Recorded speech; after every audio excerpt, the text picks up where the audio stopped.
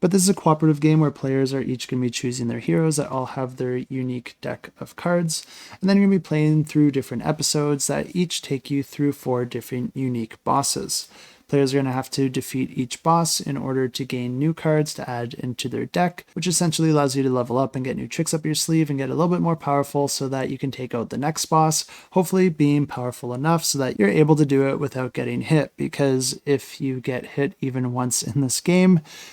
you lose the game. And as funny as that sounds, it is unfortunately a bit of an exaggeration, because in this game, your gear kind of act like your health, because anytime that you might get hit in this game, you can instead choose to discard one of your pieces of gear to essentially negate that damage, but at the cost of losing that gear and whatever ability or effect it might have granted you. And you can only equip 2 pieces of gear at a time, but you might find other gear in your deck, or you might gain new gear as you play throughout the chapter. So even though you lose a piece of gear, there are ways that you can get them back. The turns in this game alternate between a player and then the enemy, and then another player and then the enemy, so on and so forth until either the players have completed the chapter or a player has been hit. Players are always going to have 5 cards in their hand, and on your turn you can play up to 3 of them. And what's cool about these cards is that they're going to have all sorts of different effects, but anytime that you manage to hit the enemy, you're going to be generating some amount of aggro, because each enemy is going to have a certain amount of hit points indicated by these different tokens, and in order to deteriorate these hit points, you're going to have to be dealing light attacks for the smaller tokens,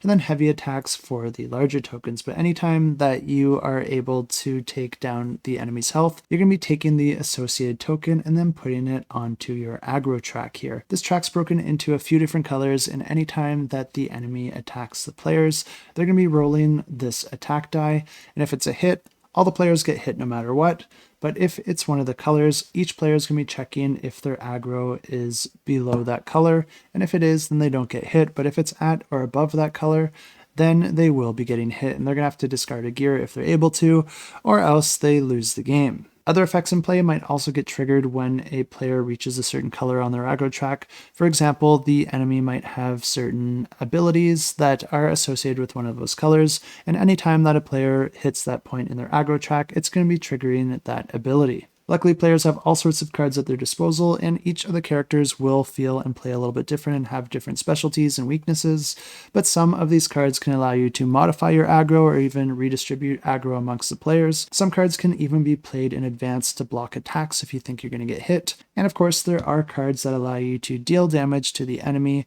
and also cards that allow you to equip new items. Each of the boss's actions are managed through their action deck, where every time it becomes the boss's turn, you're going to be resolving one of those cards, and the card that you activate is always going to be revealed on the turn before. But then there's also going to be a second card at the top of their action deck, where you're going to be able to see the back of the card, which is going to feature a single word that will give you a clue as to what that action might be. This allows the players to strategize more and have more meaningful decisions on their turn. But even with all that information, there's still going to be really high stakes here, since if you only get hit once, you lose the game. So I'm not surprised at the love this one's getting so far, but if you do want to check it out for yourself, I definitely recommend it, and you can find a link to the campaign in the description down below.